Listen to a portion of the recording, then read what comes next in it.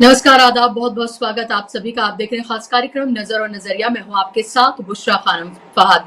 सबको बड़ा इंतजार था कि राहुल गांधी मैदान में नहीं उतरे हैं बिहार के। वो लास्ट नजर आए थे जब वोट अधिकार यात्रा हुई थी और तब लाखों की तादाद में लोग उनके और तेजस्वी के साथ जुड़े थे उस मुद्दे के साथ। और उसके बाद राहुल गांधी बैकडोर तो एक्शन में नजर आ रहे थे, लेकिन फ्रंट पर अगर हम कहें तो वो एक्शन में नहीं नजर आ रहे थे। और बीजेपी लगातार इसको लेकर बहुत सवाल खड़े करती हुई नजर आ रही थी। मीडिया का एक धड़ा एक सवाल खड़ा करता हुआ नजर आ रहा था। जाहिर सी बात है कि उनका फेवरेट पास टाइम है।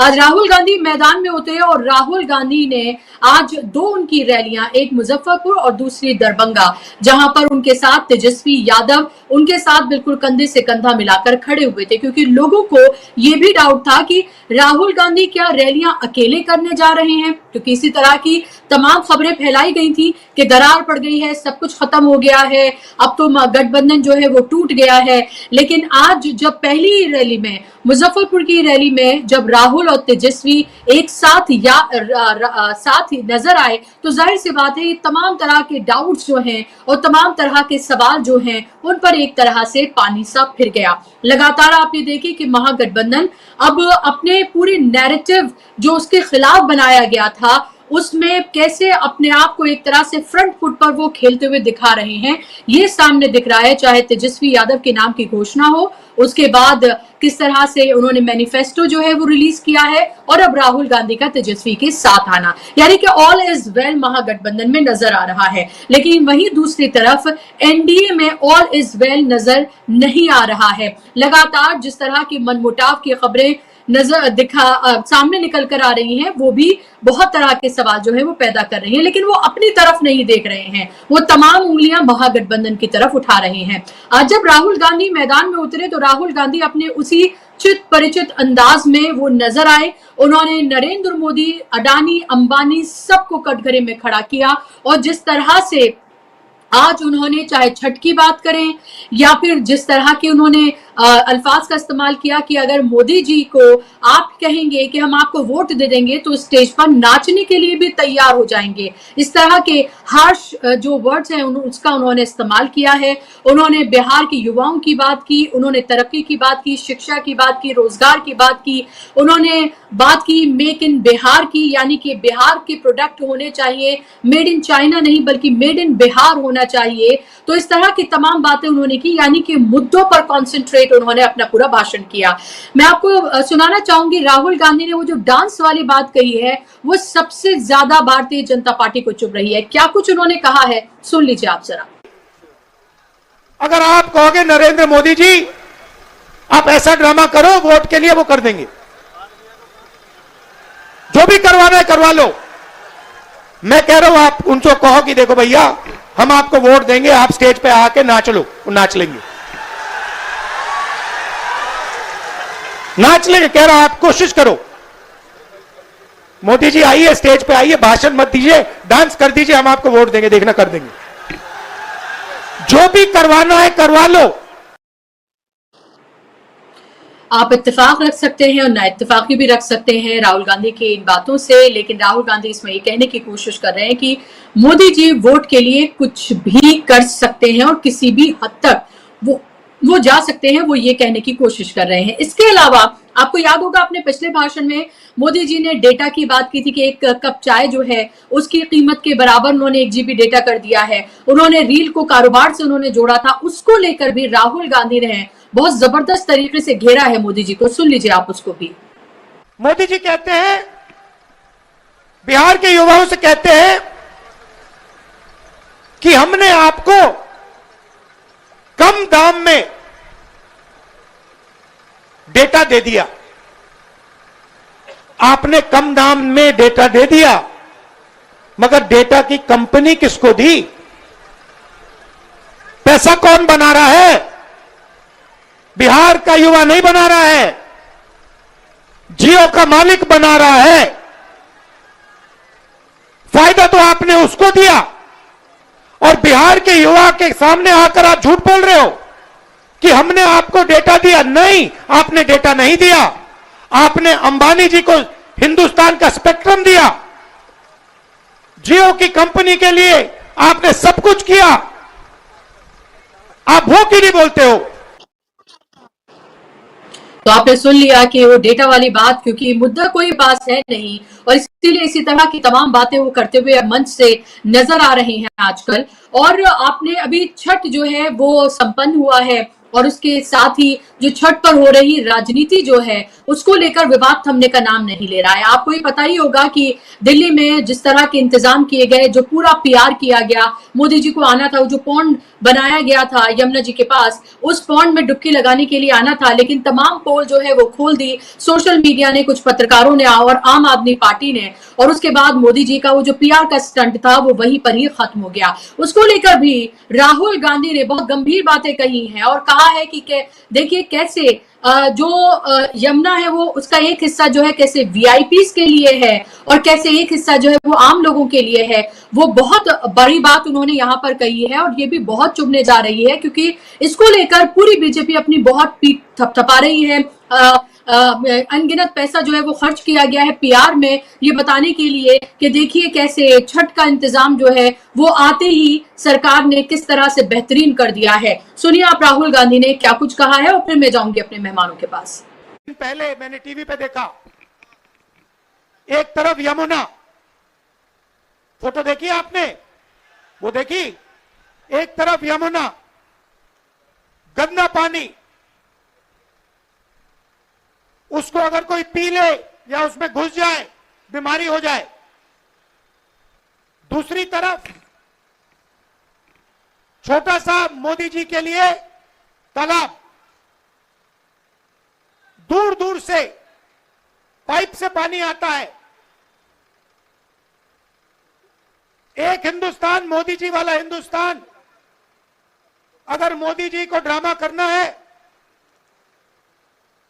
छठ पूजा का ड्रामा करना है, तो पानी आ जाएगा, वीडियो कैमरा आ जाएंगे, साफ पानी, और उसी के 10 गज दूर हिंदुस्तान की सच्चाई। एक तरफ नाटक, अंबानी अदानी का हिंदुस्तान, नरेंद्र मोदी का ड्रामा, और दूसरी तरफ हिंदुस्तान की सच्चाई, गंदा पानी, बीमारी। टीवी पे आया, टीवी पे वो पाइप दिख गया कि भैया नरेंद्र मोदी जी नहाने आएंगे, बाकी हिंदुस्तान गंदे पानी में नहाएगा। नरेंद्र मोदी जी के लिए साफ पानी आएगा, पाइप में तालाब बनाया जाएगा, मोदी जी ड्रामा करेंगे। ये पूरे हिंदुस्तान ने देखा है, पूरे हिंदुस्तान ने देखा। और जैसे लोगों को वो पाइप दिख गया, नरेंद्र मोदी कहते मैं तो नहीं जाऊंगा।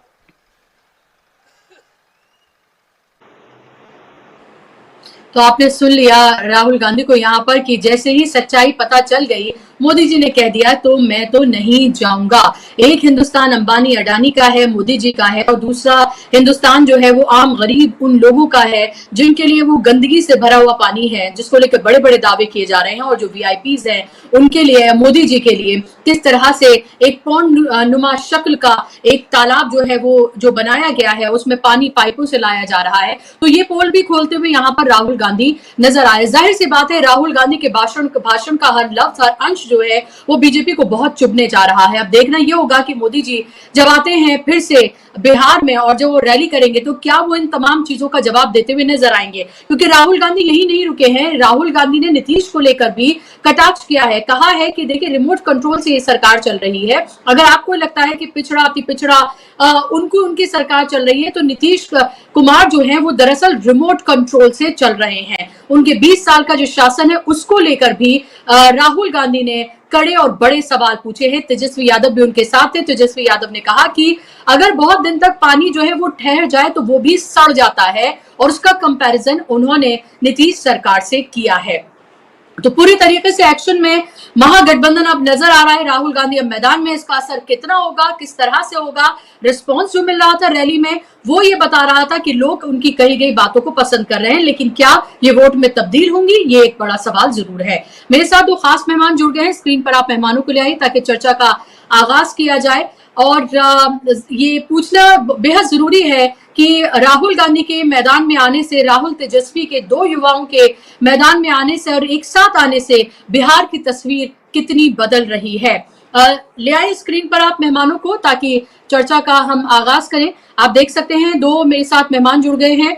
मेरे साथ फराज शाकिब हैं, पॉलिटिकल एनालिस्ट हैं, बिहार से ही आते हैं। फराज, बहुत बहुत इस्तकबाल और स्वागत आपका कार्यक्रम में। मेरे साथ बहुत दिनों के बाद अमरीश मिश्रा जी जुड़े हैं, पॉलिटिकल एनालिस्ट हैं और जाना माना चेहरा है। अमरीश जी, आपका भी बहुत स्वागत कार्यक्रम में। फराज, शुरुआत मैं आपसे करना चाहूंगी क्योंकि आप वहां बिहार में बैठे हुए हैं।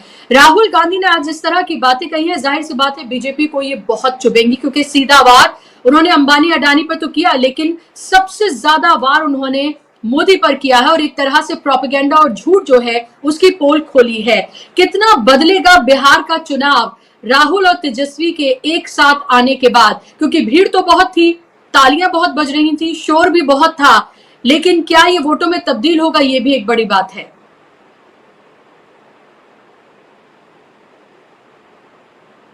आवाज खोले जी।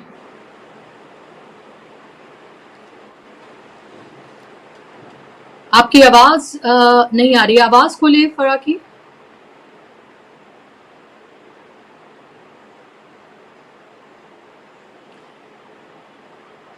अमरीश जी के नहीं, अभी आपकी आवाज नहीं आ रही। अमरीश जी के पास जाऊंगी। अमरीश जी, आप मुझे सुन सकते हो तो इस सवाल का जवाब मैं आपसे लेना चाहूंगी। नहीं, देखिए, अभी जो पूरी एक सिचुएशन है उसमें बिहार बहुत कॉम्प्लिकेटेड एक सिनारियो में चला गया। ये जो पहले बात थी कि दो गठबंधन है क्लियर कट और इन दो गठबंधनों में एक डिसाइसिव लड़ाई होगी। अभी क्या है कि जो नीतीश कुमार फैक्टर है उसको लेके जो कंफ्यूजन बन गया है और जो अमित शाह ने कंफ्यूजन पैदा किया जब उन्होंने कहा कि मुख्यमंत्री हम चुनाव नीतीश कुमार के नेतृत्व में लड़ेंगे लेकिन मुख्यमंत्री विधायक दल तय करेगा। अब ये जो चीज है ये नीतीश कुमार के साथ जो बीजेपी वाले कह रहे हैं कि इसलिए कही गई क्योंकि नीतीश कुमार की 20 साल की एंटी इनकम्बेंसी हो गई है और इसलिए अब हम उनके चेहरे को तो सामने रखेंगे, लेकिन वहीं पर हम ये बिहार जनता में इंप्रेशन नहीं देना चाहते हैं कि आपके पास एक ही विकल्प है, हम दूसरा विकल्प भी दे सकते हैं। लेकिन वही जो रियलिटी है वो रियलिटी ये है कि बीजेपी की कभी भी अपनी सरकार, बीजेपी का अपना मुख्यमंत्री बिहार में बना ही नहीं, नेवर एवर। तो अब ऐसी चीज, और अभी भी वो 101 सीटों पे बीजेपी लड़ रही है। मेजोरिटी के लिए वहां पर 122 चाहिए, 243 की वो ये विधानसभा है। तो बीजेपी 101 सीटें भी जीत जाए पूरी तो वो सरकार खुद मतलब अपने बल पे नहीं बना सकती है, उसको एलाइज की जरूरत पड़ेगी। सबसे बड़ा एलाई उसका जनता दल यूनाइटेड है जिसके नेता नीतीश कुमार हैं और वो भी 101 सीट पे लड़ रहे हैं।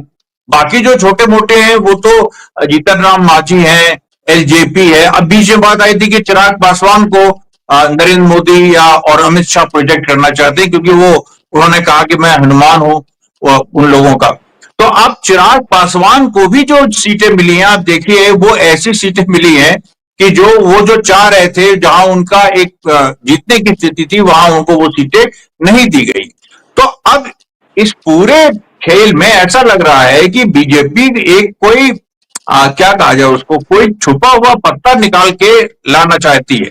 और सिनारियो क्योंकि कॉम्प्लिकेटेड है, क्योंकि प्रशांत किशोर भी है, प्रशांत किशोर फैक्टर इस बार बहुत अलग अलग तरह से प्ले कर रहा है। केवल वो बीजेपी के वोट काटेंगे या आरजेडी के थोड़ा वोट काटेंगे ऐसा नहीं है, उससे बड़ा कोई खेल हो रहा है।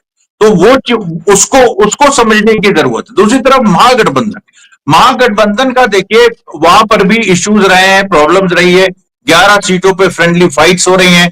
राहुल गांधी बीच में जो मोमेंटम उन्होंने एक वोटर अधिकार पे बनाया था उसके बाद एक गैप आया। फिर जब तेजस्वी को अनाउंस करना था सीएम तो अशोक गहलोत पहुंचे। वो हालांकि वो कोई ऐसा नहीं था कि वो राहुल गांधी नहीं गए, वो एक्चुअली एक मैसेज देना था कि अशोक गहलोत भी ओबीसी हैं और तेजस्वी भी ओबीसी हैं और जो उप मुख्यमंत्री लिया गया मुकेश साहनी वो भी ओबीसी हैं। तो वो एक मैसेज देना था कि एक ये हम तो ओबीसी दलित एक उस तरह के विकेट पे हम खेलेंगे या ऑपोजिशन को हम उस तरह के विकेट पे खींच के लाएंगे। लेकिन अभी राहुल गांधी दोबारा भी पहुंचे हैं और वो भी देखिएगा आने वाले दिनों में इसी तरह की एक बातचीत होगी जिसमें वो लोग यही सोच रहे हैं कि एक फॉरवर्ड बैकवर्ड पोलराइजेशन, एक इस तरह की स्थिति बने। अब इसमें जो देखिए, जो एक बीजेपी की जो हताशा, वो हताशा ये है कि उसको ये लग रहा है कि एक तो दो चीजें, एक तो अगर 18% या कहीं 16% मुस्लिम वोट एक तरफा पड़ गया, ये उनके लिए बहुत बड़ा इश्यू, क्योंकि बिहार में एक तरफा पड़ा नहीं है जेडीयू की वजह से। जेडीयू भी मुस्लिम वोट ले जाती है, तो एक तरफा वो जो एमवाई कॉम्बिनेशन लोग बोलते रहते हैं, लेकिन उस एमवाई कॉम्बिनेशन में आप सोचिए 16% मुस्लिम है, 14% यादव है, 30% ये हो गया, लेकिन आरजेडी का वोट 15-16% आता है। पिछली बार भी आया, जबकि पिछली बार आरजेडी की अच्छी खासी एक वेव थी, एक अंडर करंट था, और वो ऊपर से भी दिख रहा था। तो वो जो एक जो बिहार की स्थिति है, उसमें मुस्लिम वोट हमेशा डिवाइड होता रहा है, मतलब 2005 के बाद, क्योंकि उसके पहले तो लालू राज था। जो 2005 से नीतीश राज आया है बीजेपी के सहयोग से, उसमें मुस्लिम वोट डिवाइड होता रहा है, और ये मेन वजह रही है कि उसमें ऑपोजिशन हारता रहा है। मेन वजह यही रही है, मुस्लिम वोट का डिवीजन। इस बार मुस्लिम वोट का डिवीजन अगर नहीं होता है तो एक बहुत बड़ा एक संकट बीजेपी के सामने खड़ा हो जाएगा। इसीलिए देखिए, ये लोग अब कुछ सांप्रदायिक लाइन पे बात कर रहे हैं। ये लोग अभी और भी कुछ ना कुछ एक बड़ा इवेंट, मेरी जो खबर है, कोई बड़ा इवेंट इस तरह का कम्युनल पोलराइजेशन का क्रिएट करना चाहते हैं। लेकिन वही है कि बिहार में चुनाव के वक्त कम्युनल पोलराइजेशन काम नहीं करता। पहले आप कुछ कर लीजिए, पहले कुछ दंगे हो जाए, उसका प्रभाव हो। सोचिए भागलपुर दंगा हुआ था, उसके बाद भी बीजेपी को उससे या उससे एलाइड जो फोर्सेज हैं उनसे कोई फायदा उनको बीजेपी को नहीं हुआ था। इसलिए जो बिहार की परिस्थिति है उसको देखते हुए अभी मुझे लग रहा है महागठबंधन को एज है।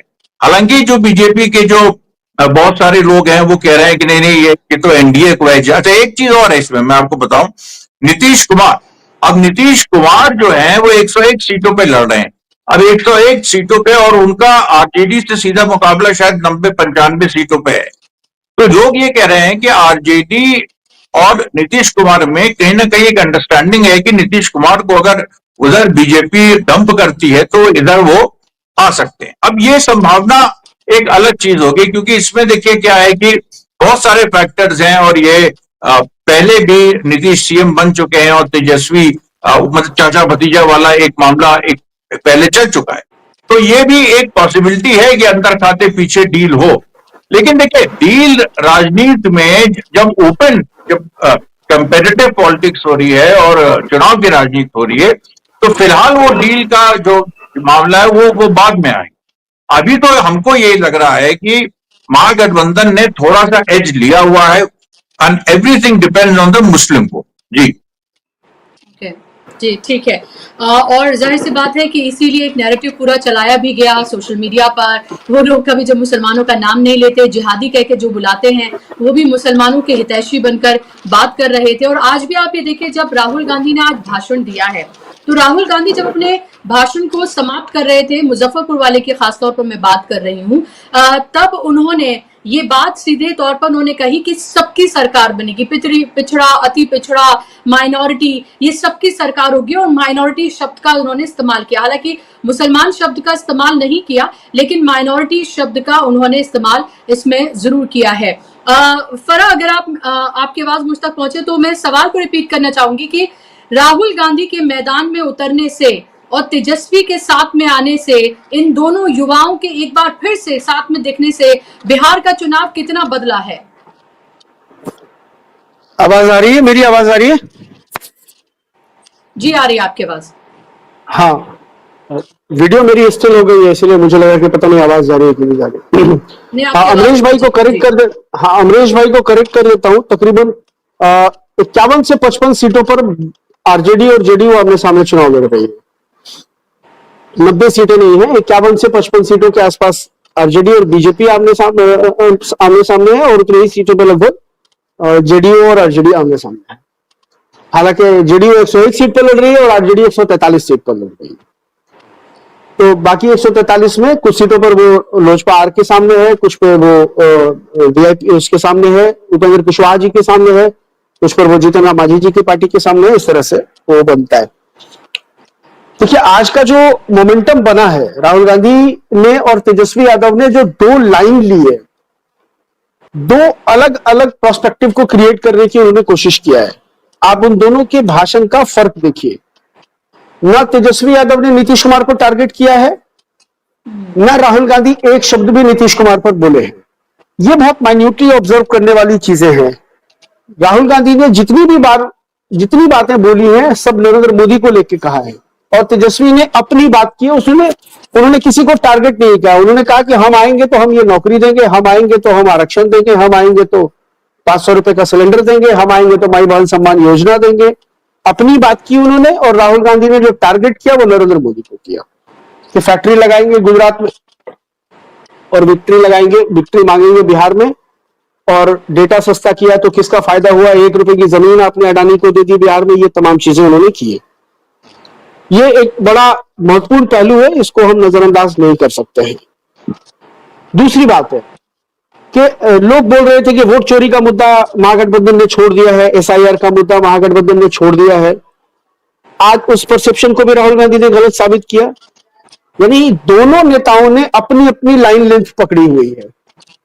तेजस्वी यहां के लोकल मुद्दों को फोकस करके जो समाधान है वो बता रहे हैं, और ब्रॉडर स्पेस पर जाके राहुल गांधी बात कर रहे हैं, पैन इंडिया लेवल पर बात कर रहे हैं, वोट चोरी पे बात कर रहे हैं, सामाजिक न्याय पे बात कर रहे हैं, आरक्षण पे बात कर रहे हैं, जो आज उनके भाषण में भी दिखा है। राहुल गांधी ने भी ये तमाम बातें की है। वोट चोरी पर भी राहुल गांधी ने कहा है कि एसआईआर जो है वो एसआईआर के जरिए आपकी वोट चोरी करने का इन्होंने प्लान बनाया है, और हम लोग इसको कामयाब नहीं होने देंगे, बिहार का मतदाता इसको कामयाब नहीं होने देगा। तो ये उनकी लाइन है, तेजस्वी की अलग लाइन है। बाकी वीआईपी के मुकेश सहनी भी सामने थे, आईपी गुप्ता। देखिए अभी जो महागठबंधन है ना, महागठबंधन में एक दल जो वीआईपी है और दूसरा दल एक आईपी गुप्ता साहब का इंडियन इंक्लूसिव पार्टी, जो इसको पान ताती तत्वा समाज की पार्टी कहा जाता है। इन दोनों दलों का फर्क यह है कि मुकेश सहनी अपना वोट महागठबंधन को ट्रांसफर करा पाएंगे या नहीं करा पाएंगे, इस पर संशय है। लेकिन आईपी गुप्ता अपने समाज का 100% वोट महागठबंधन को ट्रांसफर कराने में सक्षम है, और वो करवा रहे हैं। वो दिख रहा है कोसी के इलाकों में जहां उनकी आबादी बहुत ज्यादा है, वहां आप ग्राउंड रिपोर्ट जो भी करने जाएं उनसे पता करिए। हम लोग भी निकलने वाले, डीबी लाइव की टीम भी निकलने वाली है 1 तारीख से। सब लोग आ रहे हैं दिल्ली से, तो हम लोग भी ग्राउंड रिपोर्ट करके अपने दर्शकों को बताएंगे कि आईपी गुप्ता के महागठबंधन में शामिल होने का असर बिहार की 39-42 सीटों पर जो पड़ रहा है, जहां वो निर्णायक भूमिका में है पान ताती तत्वा समाज के वोटर्स। मुकेश सहनी के कोर वोटर्स के साथ में मसला क्या है कि मुकेश सहनी के कोर वोटर्स की जो आजीविका है वो कहीं ना कहीं सम्भ्रात वर्ग से, यानी सवर्ण वर्ग से एसोसिएटेड है। भाई उनको तालाब से मछली मारनी है, तालाब पे कब्जा सवर्णों का है। वो जो उनकी आजीविका है उसके लिए वो डिपेंडेंट है एक बड़े क्लास के ऊपर।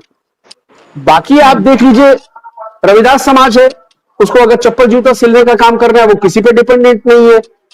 यादव समाज है, उसको दूध और खोआ और पनीर और मक्खन का काम करना है, वो किसी पे डिपेंडेंट नहीं है। वो अपने घर में 10-20 गाय भैंसे पाल लेगा, अपना काम शुरू कर देगा। मुसलमान है, वो सब्जी बेचता है, वो किसी पे डिपेंडेंट नहीं है कि उसको किसी ऐसे आदमी से ही सब्जी खरीदना पड़ेगा, वो किसी से भी सब्जी खरीद सकता है। तो असल मसला ये आजीविका का है। मुकेश सहनी के का जो समाज है उसकी जो आजीविका है वो एसोसिएटेड है कुछ क्लास से, जिसका डोमिनेंस है उनके उस पर, मतलब पूरी की रोजी रोटी पर। वही उनके व्यापारी हैं बड़े, तो उससे वो अलग जाकर के महागठबंधन को वोट करेंगे, इस पे थोड़ा संशय है। लेकिन मुकेश सहनी चूंकि डिप्टी सीएम के उम्मीदवार घोषित हो गए, और शायद यही रणनीति रही होगी कि मुकेश सहनी को अनाउंस कर दिया गया है डिप्टी सीएम के लिए, ताकि उनके समाज में यह विश्वास हो जाए कि उनके समाज का एक बेटा बिहार का उप मुख्यमंत्री बनने जा रहा है। ये एक बड़ी बात है।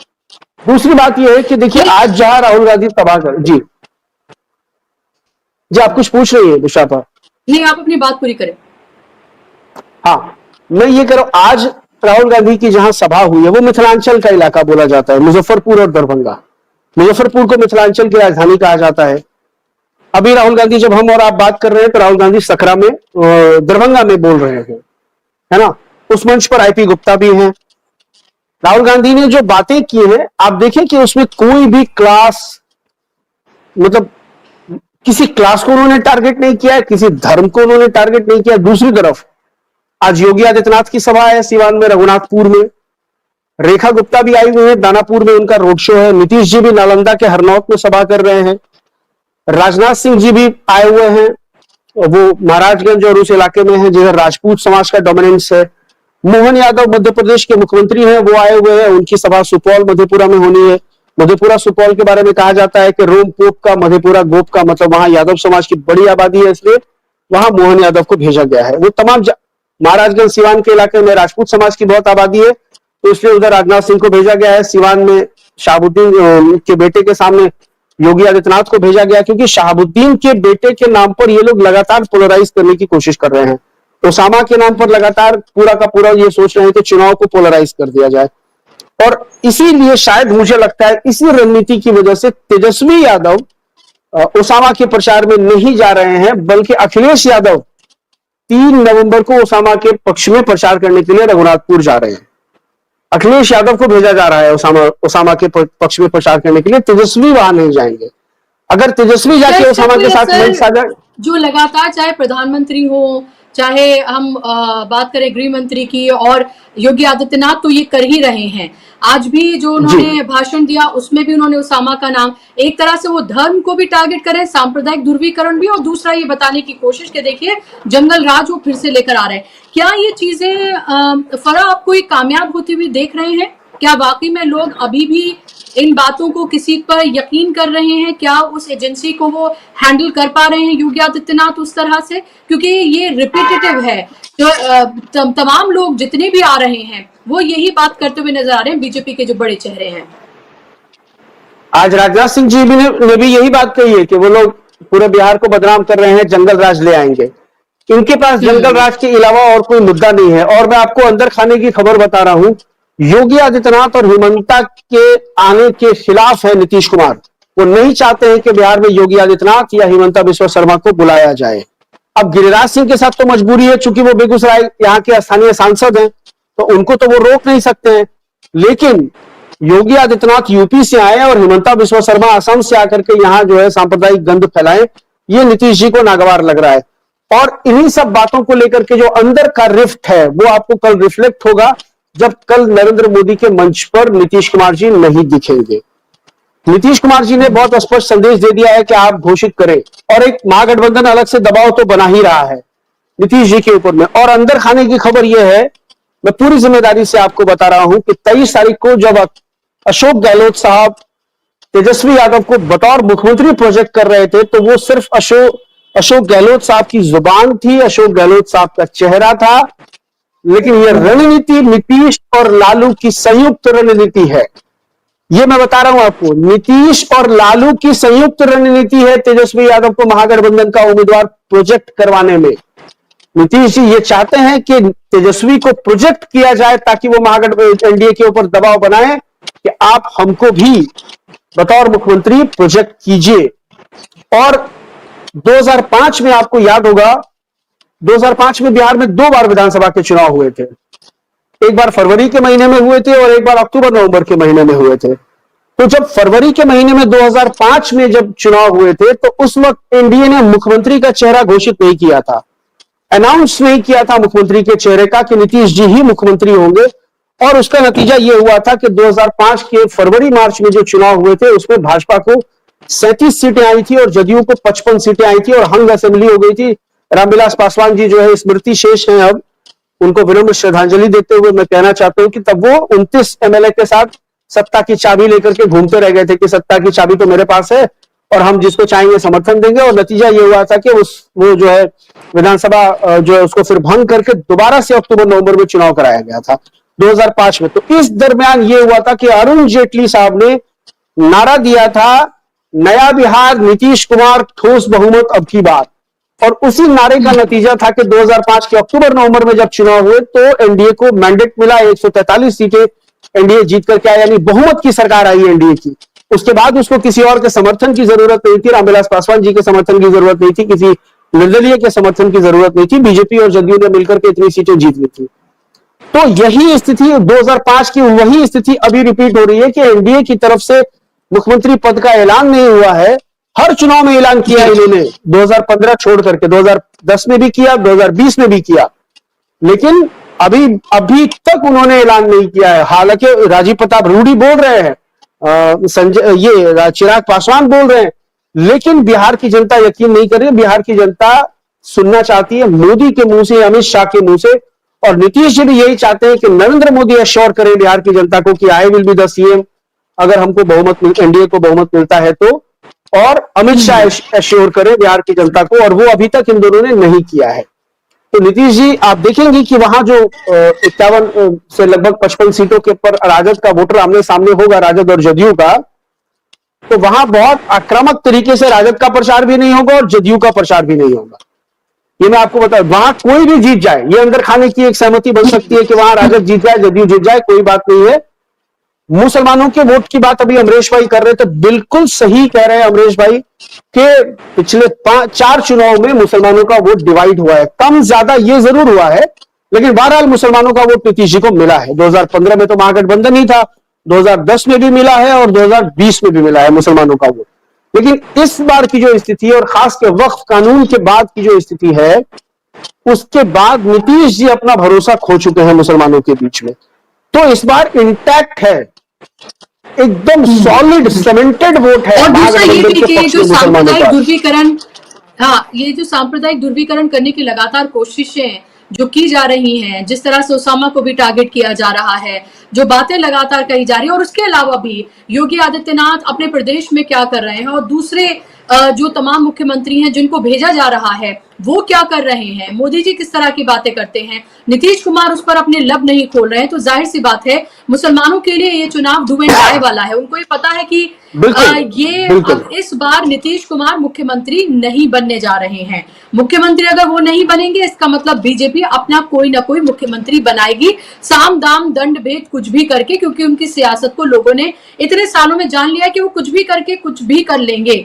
तो ऐसे में एक तरफा वोट जो है वो कहीं ना कहीं महागठबंधन को जाएगा, ये साफ तौर पर दिख रहा है। और मैं बहुत सारे लोगों को सुन रही थी जो मुस्लिम वोटर है वहां के, वो राहुल गांधी पर भी बहुत ज्यादा यकीन जो है वो दिखा रहे हैं। वही चीज जो उत्तर प्रदेश में देखने के लिए मिली थी, वही चीज जो है वो अब बिहार में भी देखने के लिए मिल रही है कि तेजस्वी और राहुल की जोड़ी, और वहां पर अखिलेश और राहुल की जोड़ी, कि जहां लोगों को कुछ को नाराजगी भी हो तेजस्वी यादव से, तो वो राहुल के चेहरे पर वोट कर दें। तो ये सब नजर आ रहा है। आपके पास लौट रही हुई फराग, ये कितना महत्वपूर्ण फैक्टर आप मान रहे हैं अमरीश जी?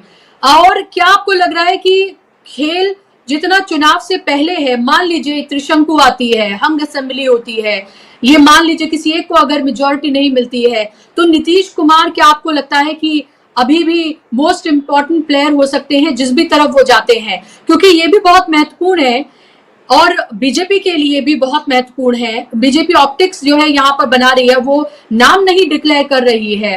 नीतीश कुमार सिर्फ राज्य में ही नहीं बल्कि केंद्र में भी उतने ही इंपॉर्टेंट हैं। वो दोनों बैसाखियों में से एक है। एक बैसाखी गई तो चंद्रबाबू नायडू भी कुछ भी डिसाइड कर सकते हैं फिर। देखिए, बीजेपी एक कैलकुलेटेड रिस्क ले रही है यहाँ पर, क्योंकि उसको ये लग रहा है नीतीश कुमार अल्टीमेटली अगर जरूरत पड़ी तो वो नीतीश कुमार को बना सकते हैं। ऐसी स्थिति आई तो उत्तर से वो कह देंगे कि नीतीश कुमार अपने मतलब जो अगर जैसे त्रिशंकु विधानसभा ये जरूरत पड़ी कि नीतीश और बीजेपी और तमाम लोग मिलकर सरकार बना सकते हैं, तो ऐसी स्थिति बीजेपी कर सकती है। लेकिन उसका एक वो ये देख रही है कि हम जेडीयू मतलब उसकी बेट ये है कि जेडीयू एक बिखरती हुई पार्टी है, और इस बिखरती हुई पार्टी में अगर हम उसके नेता को ही अगर हम वो कर दें, मतलब उसको हम साइडलाइन कर दें, हटा तो सकते नहीं है, उनके समर्थन की भी जरूरत है। 101 सीट पे बीजेपी लड़ रही है, तो उसका ये है कि अगर हम उनके नेता को हम थोड़ा सा साइडलाइन ये किए रहें तो वोटर्स में कुछ उत्साह आएगा। फिर जो प्रशांत किशोर फैक्टर है, देखिए वो भी बहुत महत्वपूर्ण है, क्योंकि प्रशांत किशोर बिहार की पॉलिटी में कितना वोट परसेंटेज लाते हैं वो इंपॉर्टेंट है। अब जब वहां पर वोट जो परसेंटेज है वो ज्यादा नहीं होता है पार्टियों का, बीजेपी का भी 18-20%, जेडीयू का 16%, आरजेडी का 15-16%, इस तरह से रहता है। लेफ्ट पार्टीज का भी एक बहुत इंपॉर्टेंट रोल है, क्योंकि लेफ्ट पार्टीज का क्या है कि जो सेंट्रल बिहार का इलाका है वहां पर पिछली बार भी आरजेडी, ये महागठबंधन सबसे मजबूत था क्योंकि लेफ्ट पार्टीज वहां पर थी और 12 सीटें माले ने जीती थी, बाकी सीपीआई सीपीएम ने भी जीती थी। कुल मिला के मेरे ख्याल से 19 सीटें लेफ्ट पार्टीज के पास थी। इस बार भी 30 सीटें लेफ्ट पार्टीज के पास हैं। और एमपी चुनाव में भी हमने देखा था कि जो 2 सीटें एमपी की सीपीआईएमएल जीत गई थी वहां पर आरा में और काराकट में। तो ये जो पूरा तो सेंट्रल बिहार इंटैक्ट है, उत्तर बिहार में असली लड़ाई होनी है और सीमांचल में कि वहां पर ओवैसी फैक्टर काम करेगा कि नहीं। प्रशांत किशोर फैक्टर में जो मुझे अंदर की खबर है कि despite the fact that Prashant Kishor is projecting himself as a neutral person, वो कहीं ना कहीं बीजेपी के साथ उनकी कुछ अंडरस्टैंडिंग तो होगी। देखिए, ऐसा नहीं हो सकता है कि वो एक उनसे जुड़े भी रहे थे, सब कुछ था, ठीक है, उनके खिलाफ भी उन्होंने काम किया अपना प्रोफेशनल, लेकिन जब पॉलिटिक्स में वो उतर रहे हैं तो ऑब्वियसली उनके पास कोई ना कोई, और जिस तरह से वो नीतीश पे भी प्रशांत किशोर हमला कर रहे हैं, ये कहना देखिए शायद कुछ आगे की बात हो, लेकिन एक ऐसी भी स्थिति बन सकती है कि प्रशांत किशोर अगर 10-15 सीटें 20 सीटें ले आए और इस तरह की स्थिति बने तो एकनाथ शिंदे को जैसे महाराष्ट्र में बीजेपी ने बनाया था, कुछ प्रशांत किशोर के पीछे भी वो अपनी ताकत लगा सकते। वो एक डार्क हॉर्स है और उसको वो किसी भी तरीके से इस्तेमाल कर सकते हैं। मतलब अगर ये हो जाए कि भाई ऐसी स्थिति में प्रशांत किशोर को अगर हम सीएम कैंडिडेट घोषित कर, मतलब घोषित नहीं करेंगे, घोषित तो किसी हाल में नहीं करेंगे, लेकिन चुनाव के बाद अगर ऐसी स्थिति बनती है तो वो ये गेम भी खेल सकते हैं। क्योंकि जो सम्राट चौधरी पे प्रशांत किशोर ने हमला किया, तभी मेरा ये मेरे कान खड़े हो गए थे कि कुछ ना कुछ ये ऐसे सम्राट चौधरी पे प्रशांत किशोर हमला नहीं कर सकते हैं अगर उनको ऊपर से थोड़ा सा सपोर्ट ना हो। तो ये देखिए, अभी बुशरा जी क्या है कि आज 29 तारीख है, अभी कॉम्प्लिकेटेड सिनारियो है, अभी कोई पिक्चर बहुत साफ नहीं हुई है। 3-4-5 दिन में हो जाएगी, क्योंकि 6 तारीख को ये पहली पोलिंग है। तो 2 या 3 नवंबर तक, कम से कम 2 नवंबर तक मैं सोच रहा हूं कि सिचुएशन साफ हो जाएगी। थोड़ा सा ग्राउंड पे भी हम लोग जाएंगे तो और क्लियर होगा। लेकिन अभी जो पूरी एक सिचुएशन है उसमें सारे लोग इस समय होड़ में हैं, कोई भी पीछे नहीं है। और महागठबंधन को एज में इसलिए कह रहा हूं क्योंकि भाई मुझे लग रहा है कि मुस्लिम वोट इस बार डिवाइड नहीं होगा। मुस्लिम वोट, और होगा भी तो बहुत छोटा हिस्सा नीतीश को जाएगा। ज्यादातर मुस्लिम वोट महागठबंधन को जबरदस्त तरीके से पड़ेगा। ओवैसी फैक्टर जो पिछली बार वो 5 एमएलए जीते थे, 4 या 5 जीते थे, वो भी इस बार उस तरीके से काम नहीं करने जा रहा है सीमांचल में। जी ओके, यानी कि बहुत कुछ निर्भर करने जा रहा है मुस्लिम वोट बैंक पर, और यही वजह है कि वो लगातार जो है वो एक नैरेटिव चलाया जा रहा है और मुसलमानों को बांटने की कोशिश की जा रही है। जैसे कि मुसलमान कोई गधे घोड़े हैं कि आप जिस तरफ हाँकेंगे वो हक जाएंगे, आप एक नैरेटिव बनाएंगे वो बढ़ जाएंगे, क्योंकि आप अगर वहां पर हिंदू मुसलमान नहीं कर पा रहे हैं तो आपको लग रहा है चलिए मुसलमान को ही बांट दिया जाए। किसी भी तरीके से बांटना है, चाहे जातियों में बांटे, धर्मों में बांटे, या एक ही धर्म को 2 हिस्सों में बांट दें, बिना बांटे सियासत बीजेपी की मुकम्मल हो ही नहीं सकती है। और यही बात वो करते हुए नजर आ रहे हैं। लेकिन जो अंदर खाने फरा जो मैसेज दिया जा रहा है, चाहे राहुल गांधी ने आज दिया है, एक अंडरलाइन मैसेज दिया है, तेजस्वी यादव ने भी दिया है, इसके अलावा भी अलग अलग तरीके से मैसेज दिया जा रहा है कि अभी मसलहतन हम नाम नहीं ले रहे हैं, लेकिन जब सरकार बनेगी तो सबकी हिस्सेदारी होगी। ये जो बात कही जा रही है, क्या ये मैसेज अंदर तक पेनिट्रेट हो रहा है? हाँ, बिल्कुल हो रहा है। और खबर ये भी है कि जो अल्पसंख्यक कोटा होगा, यानी मुस्लिम मुख्यमंत्री वाला जो मामला है, आवाज आ रही है मेरी आवाज आ रही है? जी, एकदम मेरा वीडियो बिल्कुल आधे घंटे से स्टिल है। आई नो, तो मुझे लगा आवाज कड़क आ रही है तो आप बोलते रहे।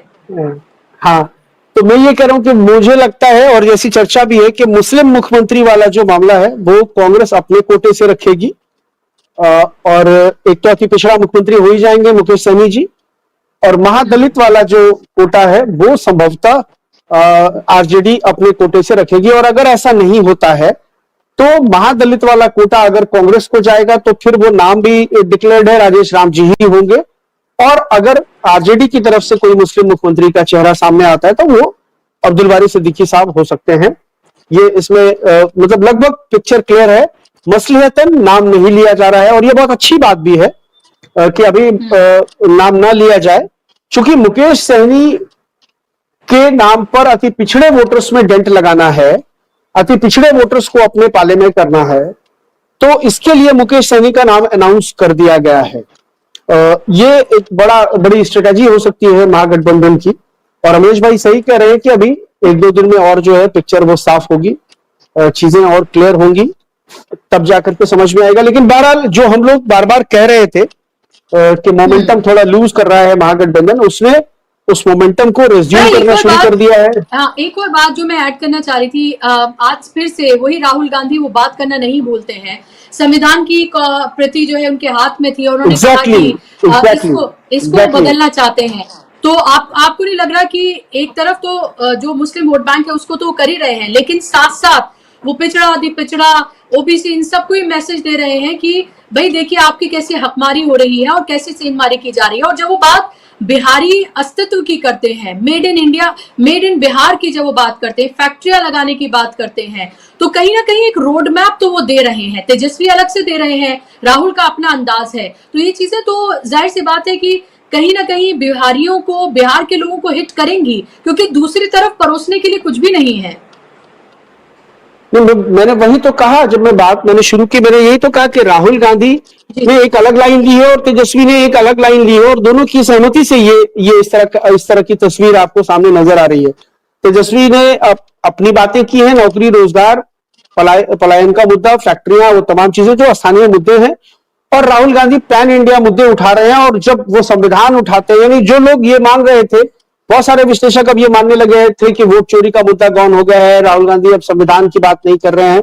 लेकिन आज राहुल गांधी ने एक बार फिर ये दिखा दिया कि अभी वो अपने कोर जो उनका एजेंडा था, जिसको लेकर उन्होंने बिहार में शुरुआत की थी, या वो भारत जोड़ो न्याय यात्रा पर निकले, भारत जोड़ो यात्रा पर निकले, उससे वो पीछे नहीं हटे हैं और उसको वो साथ रखेंगे। बिहार चुनाव में भी वो अपने साथ रखेंगे। 11-12 जगहों पर उनकी सभाएं होनी है। कल वो बरबीघा और नालंदा जाएंगे, तो मेरे ख्याल से वहां भी उनका यही अंदाज होगा, वहां भी वो संविधान की कॉपी अपने साथ रखेंगे। और संभवतः इस बीच में प्रियंका के आने की भी चर्चा है, खड़गे साहब के भी आने की चर्चा है, इमरान प्रतापगढ़ी घूम ही रहे हैं अलग से, और आजम खान साहब की भी चर्चा है, इकरा हसन की भी चर्चा है आने की। तो इन लोगों को कब से मैदान में उतारा जाता है? अभी तक तो हालांकि समाजवादी पार्टी की तरफ से कोई बड़ा स्टार कैंपेनर बिहार में अभी तक, आज तक तो नहीं आया है, लेकिन मुझे लगता है कि अब आना चाहिए, क्योंकि अब समय बहुत कम है। और खास के उन सीटों पे आना चाहिए, आजम खान साहब को या इकरा है, उनको उन सीटों पर जाना चाहिए।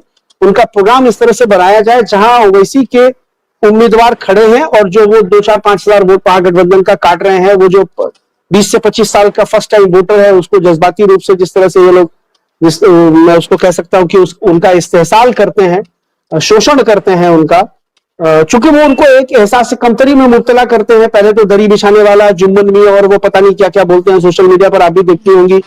ये एक तरह से तजलील करना जो है मुसलमानों की, उससे वो जो युवा वर्ग है वो थोड़ा सा इंप्रेस होता है। मतलब उसको चूंकि सियासत की उतनी समझ नहीं है, अभी उसने अभी देखा नहीं है चीजों की बारीकियों को, वो समझते नहीं है, तो वो थोड़ा सा बहक सकते हैं। और कहीं उसको कंट्रोल करने के लिए आजम खान जी बिल्कुल, और कहीं ना कहीं इन बातों में सच्चाई भी होती है, तो वो भी इसीलिए हिट भी करती हैं, क्योंकि हम असलियतन कोई और बात कर रहे हैं, लेकिन जो असलियत है उसको भी दरकिनार नहीं किया जा सकता है। बिल्कुल नहीं किया जा सकता है, बिल्कुल नहीं किया जा सकता है। रिप्रेजेंटेशन जो है, वो रिप्रेजेंटेशन कैसे लगातार सिकुड़ रहा है, उसकी बात करना बहुत जरूरी है।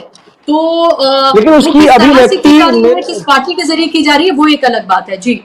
लेकिन मेरा ये मानना है कि उसकी अभिव्यक्ति थोड़ा सा तहजीब और तमद्दुन के दायरे में होनी चाहिए, तजलील के दायरे में नहीं होनी चाहिए। मैं असल ये कहना चाहता हूँ जी।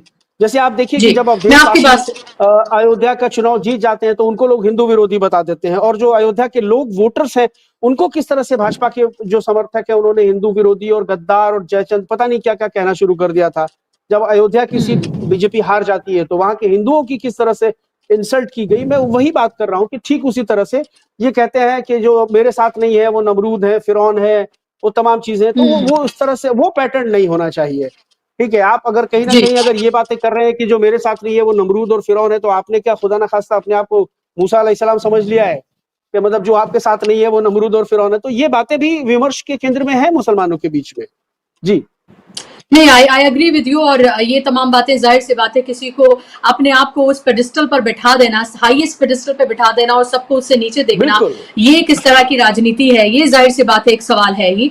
और एक और खबर यहाँ पर है कि छपरा में कार्यक्रम था राजनाथ सिंह का, लेकिन जो कार्यक्रम स्थल है वहां पर पानी भर गया है और जनसभा जो है वो उनकी रद्द हो गई है। अब कोई और वजह है, यही वजह है, ये देखना। जी जी, तो इसीलिए उनकी जो है सभा भी रद्द हो गई है। लेकिन कल का दिन बड़ा इंपॉर्टेंट है, क्योंकि कल मोदी जी होंगे बिहार में और राहुल गांधी भी बिहार में होंगे। नीतीश कुमार अगर उनके मन से नहीं नजर आते हैं, उनके नाम का ऐलान नहीं होता है, तो आप समझ लीजिए कल से जो बिहार की सियासत है वो एक और पलटी मारेगी। नीतीश कुमार तो मारते ही हैं, लेकिन बिहार की राजनीति में एक और पलटी मारेगी, ये भी देखना बड़ा इंटरेस्टिंग होगा। बहुत शुक्रिया फराह आपका कार्यक्रम का हिस्सा बनने के लिए। अमरीश जी आपका बहुत शुक्रिया कार्यक्रम का हिस्सा बनने के लिए, समय देने के लिए बहुत धन्यवाद। धन्यवाद, शुक्रिया आप तमाम दर्शकों का भी। नमस्कार।